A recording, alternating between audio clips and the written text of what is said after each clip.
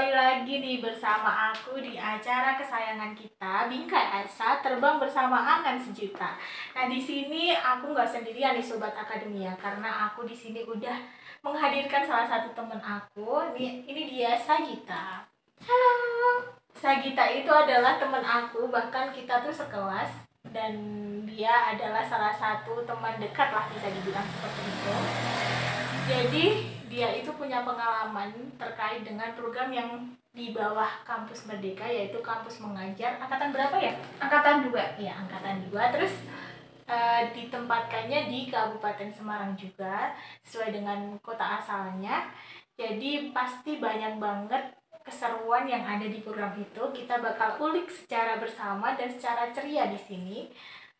Pertama-tama nih aku mau tanya, bagaimana sih awal mengetahui program Kampus Merdeka dan kenapa tertarik untuk mendaftarin gitu?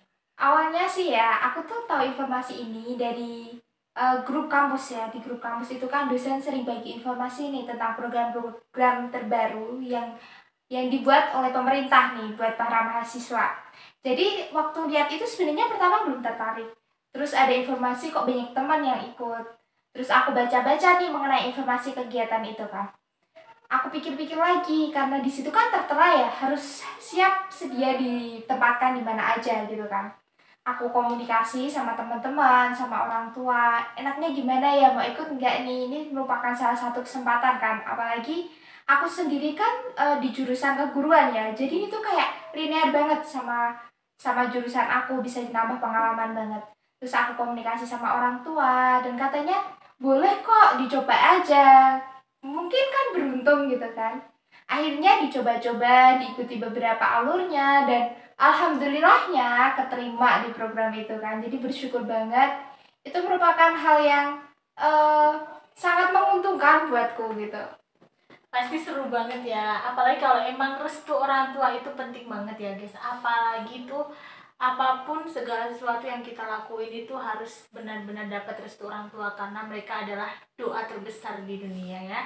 Terus kemudian nih, kira-kira jalur pendaftarannya ribet gak sih? Kayak apa aja nih yang perlu disiapin?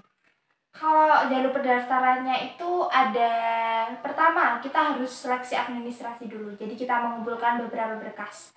Ada surat rekomendasi dari kampus, lalu surat izin dari orang tua, lalu surat dari diri kita sendiri yang tadi kita harus siap ditempatkan di mana aja kan, di seluruh Indonesia pastinya, karena sasaran dari program Kampus Mengajar ini kan sekolah terbelakang ya, 3M begitu. Terus ada juga dari nilai IPK-nya minimal kan 3, kita harus mengumpulkan transkrip nilainya. Mungkin itu untuk syarat administrasinya. Jadi setelah administrasi lolos, nanti ada tes kebinekaan. Jadi tes kebinekaan ini dilakukan secara online juga. Karena mengingat keadaan waktu itu tuh corona lagi tinggi-tingginya juga kan. Jadi ini dilakukan secara online, nanti tetap menghadap ke kamera, jadi tetap ada pengawasan dari sana. Setelah itu lolos, baru kita akan diterjunkan di mana aja gitu. Oh, bagus ya. Berarti tahapannya itu perlu banget diperhatikan biar kalian bisa lolos. Itu walaupun tahapannya kecil atau besar pun kalian harus perhatikan bagaimana prosedurnya, bagaimana cara pelaksanaannya, kalian harus siapkan dengan matang. Tapi apa semua perguruan tinggi itu bisa ngedaftar di program itu? Setahu aku sih nggak bisa semua ya kalau kita. Jadi yang ada di bawah Kementerian Pendidikan dan Kebudayaan. Jadi salah satu temanku dia kan di Institut Agama gitulah ya. Dia di bawah Kementerian Agama dan sayangnya mereka belum bisa mendaftar. Bulan kan ini kan juga salah satu yang menarik buat mereka sebenarnya kan ya. Tapi sayang sekali kalau belum di bawah Kementerian Pendidikan itu belum bisa ikut. Iya, sayang sekali ya, karena kadang tuh kalau emang jurusannya di pendidikan pasti ini jadi kesempatan emas untuk menunjang CV-nya gitu ya ke Sangat depannya. banget sih. Ini kemudian aku mau tanya nih, acara itu tuh berlangsung berapa bulan? Kalau kemarin itu ada 6 bulan, jadi 6 bulan itu dari pemberangkatan sampai penarikan lagi. Sebelum itu selama beberapa hari, lebih dari seminggu, itu kita ada pembekalan. Jadi pembekalan itu dibagi informasi terkait apa yang harus dibebankan kepada kita saat pemberangkatan. Jadi waktu itu kita itu dibebankan mengenai literasi, numerasi, teknologi, dan administrasi. Di situ kita juga diajarkan beberapa aplikasi yang bisa menunjang kegiatan tersebut. Itu tuh kegiatan yang cukup, pembekalan itu bisa dikatakan berat ya, dari pagi sampai sore tuh non-stop banget sama beberapa hari. Tapi itu bisa nambah pengetahuan banget sih. Seperti itu. Iya, pastinya pembekalan juga dilakukan karena emang itu menunjang bagaimana keberlangsungan kegiatan ya. Itu buat bekal agar bisa menjalankan tugas dengan baik lah intinya.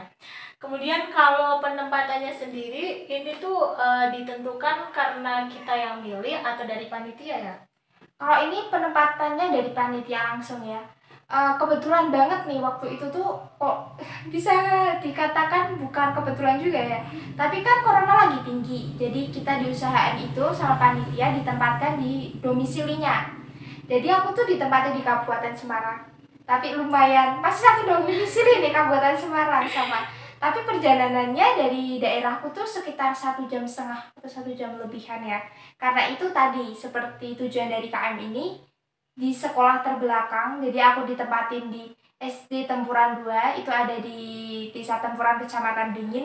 Itu pas sekali Kabupaten Semarang pojok perbatasan sama Purwodadi. Jadi tinggal nyebrang sungai itu tuh udah daerah lain gitu lah ya. Berarti masih sama-sama satu kabupaten tapi jauh gitu ya. Iya. Jadi kamu ngekos atau gimana? Ngekos sih, soalnya kalau untuk Capek laju ya. belum sanggup ya, apalagi medannya bisa dikatakan lumayan lah gitu. Baik-baik. Kemudian kalau dari programnya tersebut apa aja nih tuntutannya? Tuntutannya seperti tadi ya yang aku bilang, ada literasi, numerasi, administrasi, sama teknologi.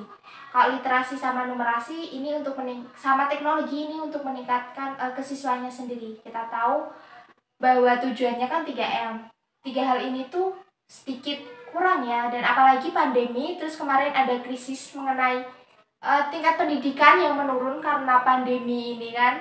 Itu makanya kita disebar untuk meningkatkan hal-hal tersebut, dan administrasinya ini lebih ke mengarah kepada gurunya atau kepada pihak sekolah agar diajarkan mengenai teknologi-teknologi baru yang bisa dimanfaatkan oleh mereka untuk pendidikannya atau untuk kegiatan belajar mengajarnya, dan juga untuk misalnya mereka nilai di Excel begitu, itu sangat ditekankan saat itu.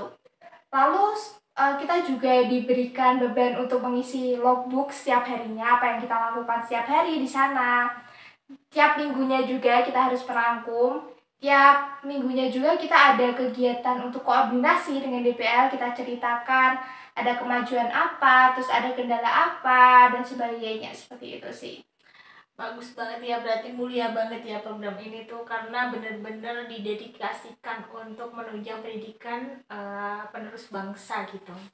Kalau suka dukanya sendiri tuh apa aja nih kira-kira di dalam program itu? Pasti banyak banget kan tantangannya, bagaimana mengolah waktu, bagaimana mengolah kondisi dan juga emosi kita sendiri bahkan.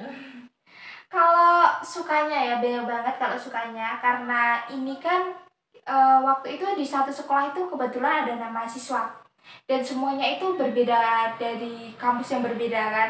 Itu bisa nambah relasi banget, jadi bisa nambah pengetahuan juga karena kita berbeda prodi kan. Terus kita jadi tahu juga bagaimana sih cara kerja sekolah secara nyata, karena selama ini kan hanya di kampus ya, kita nggak tahu bagaimana keadaan nyatanya di lapangan. Di situ kita bisa tahu keadaan nyatanya. Di situ juga kita bisa tahu lebih melek lagi kalau kita tuh beruntung loh sekolah di sini gitu kan. Itu bener-bener ruangnya itu bukan sedikit apa ya, infrastrukturnya bisa dikatakan kurang ya. Walaupun kecerdasannya bisa diadu lah kalau sama siswa-siswa lain gitu kan, tapi bisa dikatakan infrastrukturnya kurang, lalu tenaga untuk gurunya bisa dikatakan kurang juga. Tapi dengan itu kita bisa menambah relasi, pengetahuan, bisa kenal orang baru, keadaan baru, wilayah baru. Kalau dukanya, seperti tadi aku bilang ya, perjalanannya lumayan, medannya lumayan, walaupun masih satu kabupaten, tapi bisa dikatakan medannya sangat wow gitu kan ya.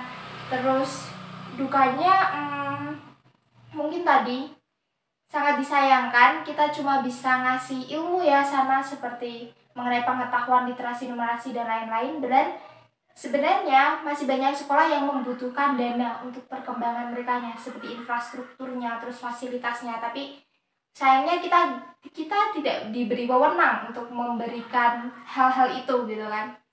Terus duka yang lainnya apa ya? Mungkin dari manajemen waktunya sendiri.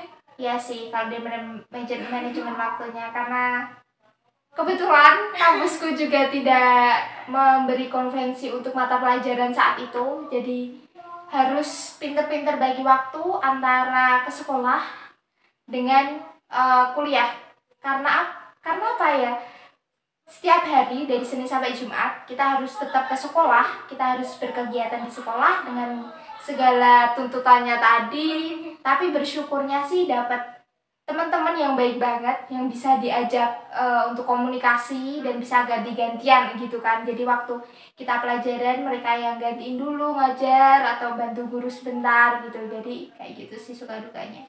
Iya sih, aku juga sempat merasakan banget kalau kita di salah satu program yang dimana kita tuh kerjanya sebagai kelompok, itu kontribusi satu sama lain tuh penting banget. Penting banget. Solidaritas yang dibangun tuh bakal mempengaruhi apapun yang akan dijalankan.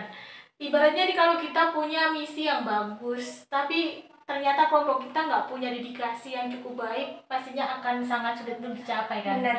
Itu jadi poin yang penting untuk kalian garis bawahi, karena dalam melaksanakan kegiatan kelompok itu kekompakan itu jadi peran yang utama. Aku mau nanya nih, kalau misalkan kesehariannya dalam mengikuti kegiatan KM itu apa aja? Misalnya dari bagaimana mungkin pagi ada kegiatan rutin apa, atau mungkin ada rutinitas apa yang dijalankan di sekolah gitu. Kalau kegiatannya ya seperti biasa, pagi langsung berangkat ke sekolah. Nanti di sana kan kita tuh udah buat timeline. Jadi seperti tadi kita tujuannya literasi, numerasi dan lain-lain, kita udah buat beberapa program yang bisa mendukung hal tersebut. Jadi kita udah dibuat timeline. Kita harus mengerjakan apa aja setiap hari. Lalu setelah itu kita juga kadang membantu guru, karena tugas kita kan di sana bukan menggantikan ya, hanya membantu. Jadi bila guru lagi gak ada di tempat, kita bisa mengisi kelasnya sebentar begitu. Lalu ada misalnya guru butuh apa, kita bisa membantu begitu kan. Lalu kalau nanti siswa udah pulang gitu kan, kita di sana sebentar untuk kelas kadang-kadang, lalu merangkum kegiatan hari itu. Kadang kita juga ada evaluasi sama teman kurang apa gitu. Kayak gitu sih hari-harinya, masih ada timeline lah yang dibuat apa yang harus kita kerjakan setiap harinya. Kalau manfaat dari mengikuti program itu yang dirasa apa aja nih? Manfaatnya sih seperti tadi, nambah pengalaman banget, nambah relasi. Pengalaman yang paling kerasa itu jadi tahu lapangan sekolah itu gimana sebenarnya, bagaimana interaksi dengan guru, terus bagaimana ternyata guru mengajar, bagaimana perilaku siswa. Ya biasanya kita kalau di kampus hanya belajar siswa ada yang gini gini gini, kalau kita terjun kita langsung ngerasain ada siswa yang kayak gini dan gimana cara menyikapi mereka. Itu kita belajar banget di situ. Manfaatnya itu ya paling. Terus yang paling penting lainnya relasi. Kita ketemu teman-teman baru, kita dapat ilmu baru. Nanti jadi kita kalau misalnya ada apa-apa nih di tempat berbeda deket kampusnya mereka, kita bisa ngubungin, kita bisa ketemu, kita bisa suruh mereka buat jadi tour guide kita kan, jalan-jalan deket situ kayak gitu sih paling. Tuh Sobat Akademia, pengalaman aku juga kadang tuh mikir kalau relasi itu emang benar-benar penting, karena kadang kalau kita di satu wilayah yang baru dan kalau udah punya temen tuh pasti kayak seru dan bakal ngerasa ada yang ngedampingin gitu gak sih, kayak benar-benar manfaat gitu lah pokoknya. Terus kalau kesan pesannya tuh apa? Mungkin dari bagaimana cara menghadapi anak-anak di sana, mungkin ada kesan tersendiri gitu. Sangat sih ya, kalau anak-anak itu kan kadang kita masih muda nih, kadang banyak yang meremehkan gitu kan, berbeda sama guru mereka gitu kan. Jadi buat agak tegasan itu perlu. Jadi buat ketegasan, aku belajar salah satu hal dari guru di sana ya. Dia tuh ngasih ilmu gini. Mbak, kalau pertama misal ngajar di kelas, jadilah sosok yang tegas, yang galak. Biar apa? Nanti anak-anak tahu nih, oh ternyata Bu Guru, Pak Guru tuh tegasnya kayak gini. Jadi suatu saat kalau Mbak udah tegas dan galak di awal, terus Mbaknya udah santai di tengah-tengah, anak-anak itu nggak berani buat seperti ngebangkang gitu. Karena anak-anak itu udah tahu kalau gurunya itu kalau marah kayak gini loh gitu. Jadi itu Mbak, itu yang aku rasain banget dan menurut aku itu hal yang penting. Karena apa? Aku sendiri tuh salah langkah pertamanya kan. Jadi kayak aku nggak marah-marah di dalam kelas kan, menurutku tuh wah udah nggak zamannya anak dimarahin gitu kan. Tapi selama 6 bulan itu berjalan, aku mikir wah ternyata perlu nih ketegasan di awal, karena kalau udah di tengah itu mereka nganggapnya malah wah itu bohongan, itu nggak marah bener gitu kan. Mungkin itu sih Mbak. Iya sih, sadar banget sih kalau first impression tuh bakal mengubah cara pandang kita terhadap seseorang ya. Kadang kalau misalkan kita ditemukan dengan seorang yang dari awal tuh terlihat kalau pasti kayak bakalan diperlakukan dengan dia paling gak marah kalau aku kayak gini gitu ya. Mungkin murid-murid juga mikirnya gitu ya Sobat Akademia. Terus nih kalau pesan buat teman-teman yang tertarik untuk mengikuti kampus mengajar di angkatan selanjutnya tuh apa nih? Boleh banget kalian coba, apalagi sekarang nih udah sampai dikirim ke luar pulau. Ini pasti nambah nambah kegiatannya tuh nambah menarik banget kan. Apalagi di tempat baru gitu kan, kalian bisa belajar budaya baru. Terus kalian juga bisa belajar tentang lingkungan di sana. Jadi pesennya ya buat tertarik dan mau nyoba, boleh banget dicoba. Kalian coba aja dulu kan daftar, nanti kalau udah terjun mau nggak mau kalian pasti kan ngejalanin, dan kalian baru tahu gimana sih berkahnya ikut kegiatan itu. Jadi seperti yang aku bilang tadi, ini tuh menarik banget buat nambah relasi. Kalian bisa kenal teman-teman jauh yang belum tentu kalian temuin nih sebelumnya. Terus bisa nambah pengalaman, jadi pengalaman mengajar sendiri, terus menangani anak, terus berkomunikasi dengan lingkungan, baik dengan orang tua, lalu anak dan guru-guru. Jadi kalian juga bisa belajar banyak hal di sini. Kalian juga bisa belajar mengenai teknologi pembelajaran baru di sini. Kalian bisa mempelajari kebudayaan baru. Walaupun aku masih satu kabupaten, tapi ada beberapa hal yang beda pasti kan di setiap tempatnya. Seperti itu sih Mbak. Jadi wajib dicoba ya. Nah, jadi itu tuh Sobat Akademia. Jadi setiap program tuh pasti punya nilai tersendiri untuk jadi hal yang positif tentunya ya. Nggak mungkin kayak ada program yang dinegatifkan gitu. Itu tuh bener-bener penting. Ini tuh bisa jadi ajang buat kalian untuk mengimprovisasikan diri kalian untuk jadi versi yang lebih baik tentunya. Entah di ranah pendidikan atau apapun itu, asal di kebaikan gak ada yang masalah. Buat kalian nih Sobat Akademia, jangan sampai kayak kalian tuh merasa ragu di awal. Kadang tuh banyak sekali kan kita jumpai kayak orang-orang yang suka ragu di awal, kayak kira-kira aku bisa nggak ya nanti ngejalaninya, atau mungkin aku nggak bakalan bisa betah jauh-jauh dari rumah. Ini tuh sangat harus dihapuskan, karena kita tuh harus benar-benar berani keluar dari zona nyaman tentunya buat kebaikan kita lah ya. Karena kadang banyak sekali seperti yang tadi dikatakan Mbak Sagita, kalau di wilayah yang baru pasti ada tentunya hal-hal baru yang menarik yang harus kita lihat dan saksikan dengan kesendiriannya kita. Itu bakal jadi pengalaman yang berharga banget. Pengalaman itu pokoknya tuh bakal jadi hal yang bisa kita kenang ke depannya, bakal jadi hal yang ingatan indah, dan tentunya bakal menjadi nilai tersendiri untuk kita menjadi bangga terhadap diri sendiri. Itu semuanya kalian harus benar-benar persiapkan ke depannya. Mungkin kalian bisa ikutin informasinya di akun resminya Kampus Merdeka tentunya. Kalian follow semua sosial media dari official Kampus Mengajar, biar kalian gak ketinggalan info nih ke depannya. Kalian bisa persiapkan matang-matang, dan juga kalian jangan patah semangat. Itu sekian dari hari ini Sobat Akademia, dimanapun kalian berada. Terima kasih untuk selalu mengikuti program dari Bingkai Asa, Terbang Bersama Angan Sejuta. Saya Sri Rustanti. Dan saya Sagita Febi. Kita pamit undur diri, bye. Do you love the rain? Does it make you dance when you jump with your friends at a party?